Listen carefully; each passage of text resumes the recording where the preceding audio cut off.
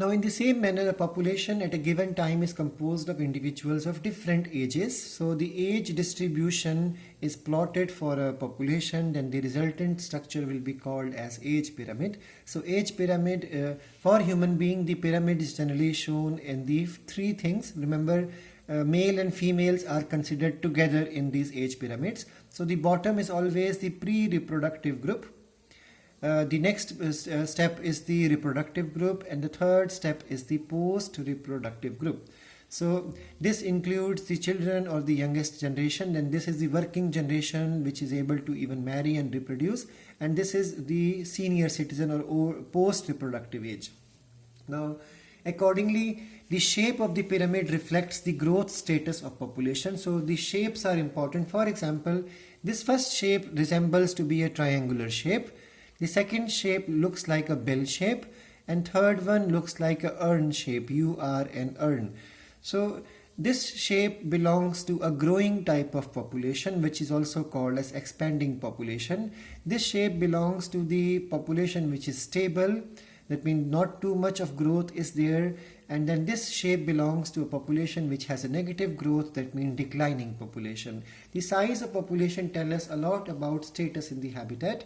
We all know if the population is decreasing, that means something is wrong with the environment or with the population, and if everything is going fine with the population, that means the status of a population in the habitat can easily be learned with the help of size of population. If the size is undergoing a change, that means the population is healthy, otherwise it is sick with something or some problem is there in the population. In the same manner, the impact of predation, the effect of pesticide application, all these things can easily be learned with the help of calculations, and that calculation gives us the change in the population size. Now, the coming paragraph is important from the point of view of the board exam. In the size in nature would be could be as low as less than 10. We all know when migratory birds come to Bharatpur sanctuary, and sometimes you can see cranes in Palwal also. You can see there are 2 or 3, sometimes 5 or 6 cranes are there in the field. So when they are migrating here, they are migrating population, but their numbers is too less. So the example given in NCERT is similar.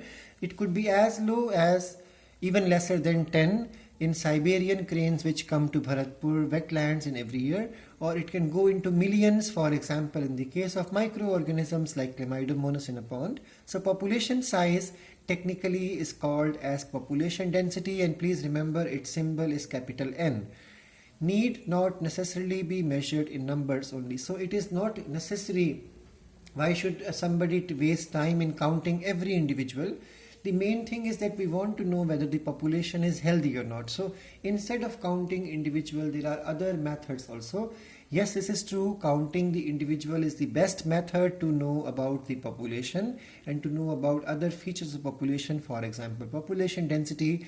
But it is not always possible. Sometimes it becomes confusing. Sometimes it becomes impossible to perform counting of each individual. So although total number is generally the most appropriate method of the population density, in some cases it becomes meaningless. It is difficult to determine. In an area, if there are, this is an example again, there are 200 parthenium plants, that carrot grass or congress grass. In an area, if there are 200 parthenium plants and a huge single but huge banyan tree. So now the numbers might give you a wrong indication. You might think 200 parthenium plant is more important compared to one banyan tree, but the reality is banyan tree is huge. It has a greater biomass, and the amount of ecological services it provides. It provides home to insects, birds, feeding ground for birds. So many activities, ecological role the banyan tree performs. So in this case, the role played by the banyan is supposed to be more important when compared to the 200 small parthenium plants.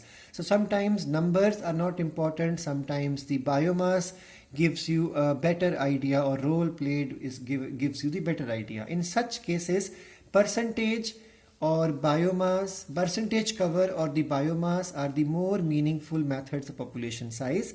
Total number is again not easily Total number is not an easy adoptable method if population is huge, and we all know if the organisms are mobile, they are able to fly or swim. In that cases, it is not possible to count them properly because they are always moving. But in the case of laboratory, now in laboratory we all know we grow microorganism in petri dish.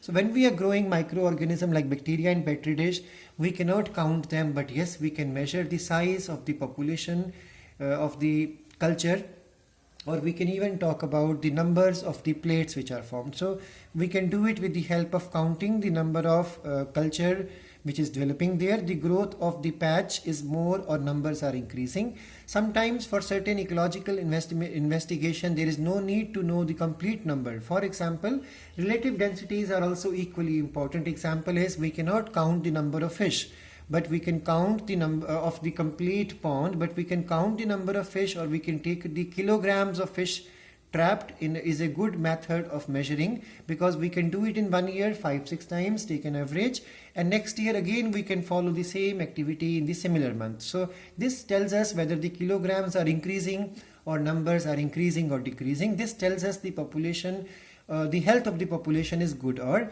bad. In the same manner, we can the tiger census is done in our national park and tiger reserves with the help of the pug marks and their fecal pellets.